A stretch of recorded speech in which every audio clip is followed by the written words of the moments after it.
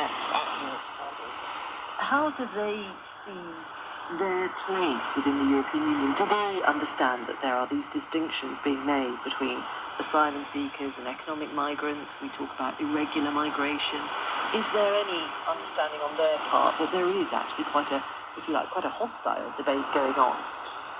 Most of them understand that they're not welcomed with open arms everywhere they go, and it's not quite the same as it was in 2015, where people were applauded getting off trains in Germany.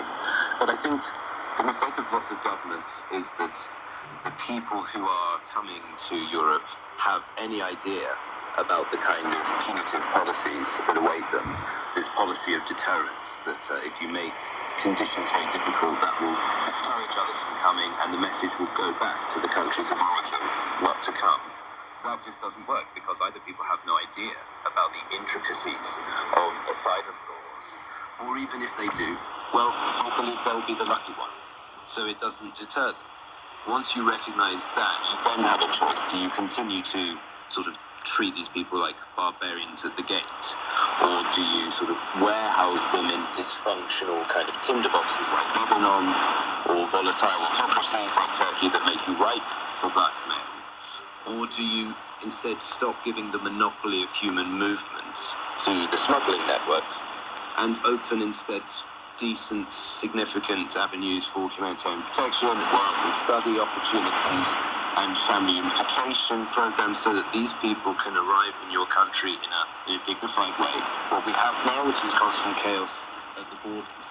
Joe, is that something that's often forgotten in Europe, that actually countries like Lebanon and Turkey are actually looking after far more refugees and asylum seekers than have ever arrived on European shores? Well, let me first say something about this issue that migration cannot be stopped. It is being stopped very, very effectively at the moment.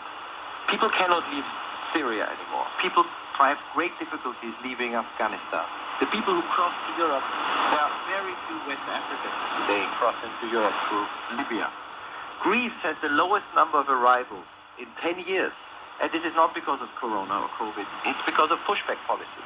Australia has had no irregular arrivals because it has a very brutal pushback policy. So what we are seeing around Europe and around the world is that governments are concluding that, well, listen, we've been trying different methods, our public spot control.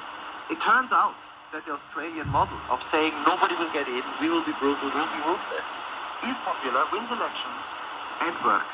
So if that is the case as you describe, then for the European Union, does that essentially mean that it is abandoning its role as some kind of humanitarian beacon? Well, you know that in September 2021, the United States under President Biden pushed back 100,000 people to Mexico without any procedure under the so-called Title 42, which Trump introduced.